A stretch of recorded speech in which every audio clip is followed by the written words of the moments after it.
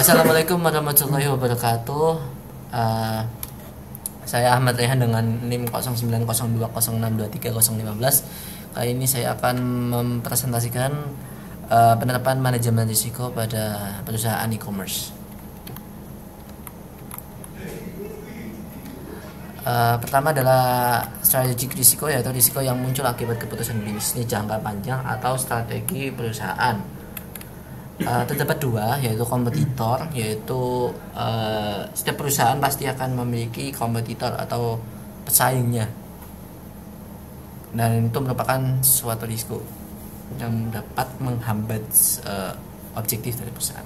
Kemudian ada changes in the market and technology.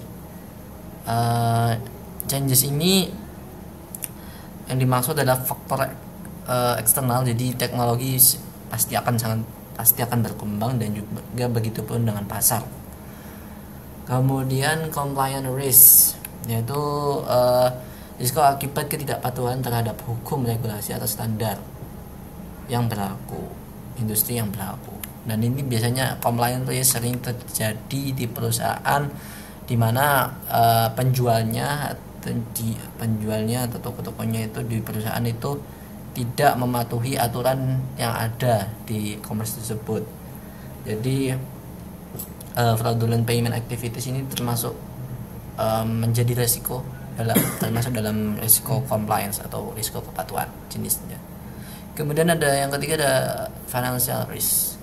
Financial risk ini berkaitan dengan keuangan perusahaan, di mana yang pertama adalah currency exchange fluctuations. Ini merupakan yang dipengaruhi oleh faktor eksternal, yaitu kenaikan nilai mata uang di suatu negara di mana perusahaan e-commerce tersebut beroperasi, dan itu akan sangat mempengaruhi perusahaan, karena jika nilai mata uang naik, maka harga barang-barang akan naik juga, dan itu akan mempengaruhi harga-harga di e-commerce juga. Jadi ongkir naik, semacamnya, pajak juga naik. Kemudian payment process error, yaitu error yang terjadi di sistemnya, dan itu akan sangat mempengaruhi finansial sebuah perusahaan. Jadi error itu akan sangat menghambat, karena di dalam sistem pasti ada proses dan komputasi yang memakan cukup biaya di servernya. Dan kemudian ada yang ketiga adalah refund. Refund ini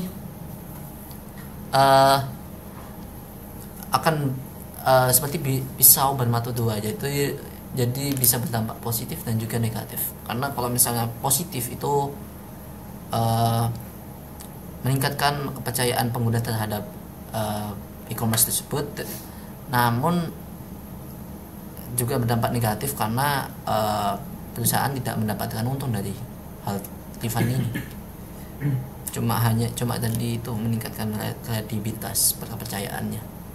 Kemudian ada technology risk. Technology risk ini risiko yang hanya ada di perusahaan yang berbasis teknologi, yang menerapkan teknologi, di mana ini berasal dari kegagalan atau keterbatasan atau usahanya sistem aplikasi maupun infrastruktur teknologi. Ini hanya terdapat dua, yaitu low SEO ranking atau search engine optimization, yaitu risiko yang cukup jarang terjadi di sebuah perusahaan e-commerce, karena seperti yang kita tahu, kalau kita search nama-nama barang di Google itu cukup mudah dijangkau, jadi ini termasuk yang likelihoodnya sedikit. Kemudian ada vendor lock-in, ini terjadi juga di sebuah perusahaan yang teknologi, karena ini merupakan risiko teknologi, dimana perusahaan teknologi cenderung akan sangat cenderung menggunakan teknologi yang cukup ramai gitu, cukup ramai dan banyak digunakan di industri teknologi. Kemudian ada security risk. Di sini emang terdapat dua, data breaches and unauthorized access, yaitu bocoran data dan juga akses yang tidak diizinkan. Yaitu risiko ini jarang terjadi karena perusahaan teknologi sudah cukup awal dalam hal ini, yaitu karena ini bersangkut paut terkait dengan UPDP. Undang-undang privasi data pengguna. Kemudian ada yang kedua adalah malware, ransomware, and DOS atau DDoS attacks. Ini nama biasanya serangan gitu. Kalau ini berkaitan dengan sistem, jadi mempengaruhi sistemnya dan juga data penggunanya juga. Jadi ini impactnya besar, namun cukup jarang terjadi. Kemudian lanjut ke slide berikutnya. Ini ada analisis risiko, di mana saya hanya mengambil 5 aja dari masing-masing jenis risiko tadi.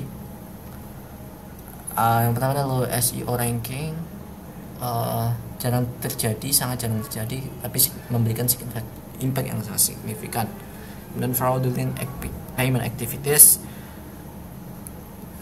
cukup jarang terjadi, namun memberikan impact yang sangat signifikan juga. Change in market and technology ini jarang terjadi pun jarang juga, maksudnya medium, jadi setengah-setengah, jadi jangan impactnya juga tidak terlalu besar. Kemudian currency exchange fluctuation ini cukup rendah juga, kemudian impactnya tapi juga akan sangat mempengaruhi pembelian di e-commerce tersebut. Data breaches and unauthorized access ini juga jarang terjadi, namun memberikan impact yang kritikal, atau impact yang sangat lebih dari signifikan. Kemudian kita lanjut ke risk evaluation. Risk evaluation ini adalah risiko yang memiliki impact tinggi terhadap ketahanan dan keberlanjutan dari perusahaan e-commerce. Pertama adalah financial risk, yaitu risiko finansial, di mana risiko ini akan sangat berdampak pada keuangan perusahaan, karena seperti yang kita tahu sendiri, kalau misalnya perusahaan tersebut tidak dapat manage finansial dengan baik, maka perusahaan tersebut akan berhenti beroperasi segera atau bangkrut istilahnya. Kemudian security, karena kalau misalnya security tersebut tidak ditangani dengan baik, maka yaitu impactnya bisa ke data pengguna, dan itu bisa masuk dalam undang-undang PDP tadi, privasi data pengguna. Kemudian compliance risk. Compliance risk ini adalah risiko kepatuhan dan masuk dalam setelah security dan financial risk, karena kita tahu kalau risiko ini berkaitan dengan kepatuhan dan juga kredibilitas perusahaan. Kemudian ada risiko mitigasi risiko, yaitu bagaimana kita mengatasi risiko tersebut dengan cara yang pertama adalah avoid, yaitu menghindari international exposure if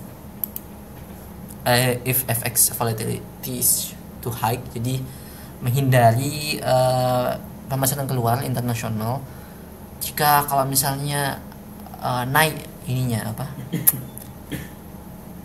inflasi. Jadi ini perlu dihindari karena emang semakin banyak biayanya, semakin tinggi biayanya. Kemudian adalah risiko yang bisa diterima atau asset risk, yaitu kalau bisa itu error rate-nya itu rendah banget di proses pembayarannya. Kemudian ada reduce risk, yaitu risiko yang dapat dikurangi, yaitu dengan cara menerapkan AI driven fraud detection untuk refund, untuk proses refundnya. Kemudian ada transfer risk, yaitu risiko yang bisa ditransfer, risiko yang bisa disalurkan ke pihak ketiga biasanya. yaitu menggunakan menggunakan third party dengan built-in fraud liability, yaitu ya bisa deteksi penipuan. Kemudian ada financial risk monitoring and review. Di sini yang pertama adalah automated transaction monitoring system. Di sini digunakan untuk memonitoring sistem transaksinya. Jadi harus dalam pantauan. Kemudian dibuatlah juga di sistem pemantauan currency rate. Jadi kita pasti akan sangat berpengaruh pada nilai mata uangnya. Jadi kita perlu membuatkan ini juga watch listnya. Lebih tepatnya nggak perlu membuat sistem, tapi mengimplementasi sistem tersebut. Kemudian dibuatkanlah real time dashboard and alerts. Jadi untuk mengawasi kedua hal sebelumnya, yaitu currency rates dan exchange watch list and automated transaction monitoring system. Kemudian siapa yang perlu akan ambil dalam ini manajemen risiko ini, terutama manajemen risiko keuangan tadi atau financial risk. Pertama adalah Chief Financial Officer atau CFO. Kemudian yang kedua ada Finance Team atau Accountants. Kemudian Risk and Compliance Officer, IT Security Team, Customer Support Managers, Product or Engineering Team, Vendors, Executive Leadership, and Auditors. Dan bagaimana dokumennya harus ditangani? Yang pertama adalah identifikasi risiko, yaitu kita identifikasi terlebih dahulu risikonya, kemudian menjalankan SOP, Standard Operating Procedure. Terus kita buat reportnya, laporan risiko keuangannya tadi gimana. Kemudian kita juga perlu yang namanya audit juga, daftar auditnya, lognya, kemudian laporan insidennya. Oke, itu aja dari saya. Apabila ada salah kata mohon dimaafkan. Wassalamualaikum warahmatullahi wabarakatuh.